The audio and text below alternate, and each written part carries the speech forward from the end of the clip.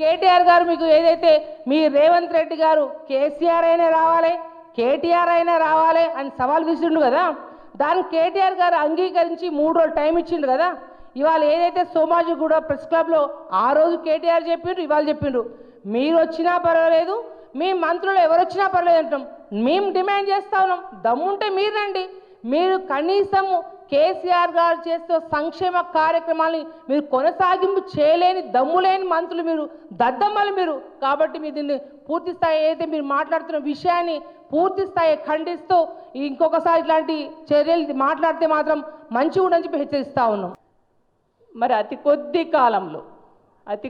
కాలంలో కాంగ్రెస్ ప్రభుత్వంలో మంత్రివర్గంలో ఉంటూ కొద్ది కాలంలోనే ఆ మంత్రివర్గంలో ఉన్న అందరి మంత్రులలో సీతక్క మాత్రం తక్కువ టైంలో ఎక్కువ ఆరోపణలు తెచ్చుకున్నటువంటి వ్యక్తి, మొదటి వ్యక్తి సీతక్క.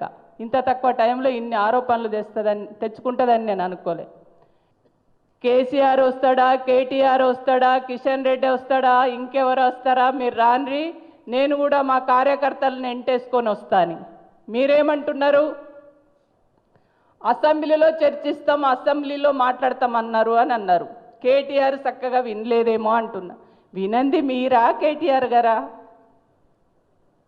మీరు చక్కగా వినక మీరు ప్రజా సమస్యల్ని మర్చిపోయి, ప్రజలకు ఇచ్చినటువంటి హామీలు మర్చిపోయి, ఇవాళ ప్రతిపక్ష పార్టీలకు సంబంధించినటువంటి నాయకులు ప్రజల పక్షాన ఉండి ప్రజా సమస్యల పైన గొంతు విప్పి మాట్లాడుతుంటే ఇంత ఆక్రోశం ఎందుకు మీకు?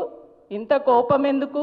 ఇంత వ్యక్తిగతంగా ఇష్టానుసారంగా ఎందుకు మాట్లాడుతున్నారు? పిల్లి శాపాల కుట్లు దిగవు. మీరు ఆదివాసీ బిడ్డ అయితే ప్రజాప్రతినిధి గారా? ములుగు నియోజకవర్గ శాసనసభ్యులు గారా? మీరు రాష్ట్ర మంత్రి గారా? రాష్ట్ర మంత్రిగా మరి మీ నియోజకవర్గ సమస్యలను ప్రజల పక్షాన ఉండి మేము ప్రశ్నిస్తే, మేము అడిగితే మీకు ఆదివాసీ బిడ్డనని గుర్తొచ్చిందా?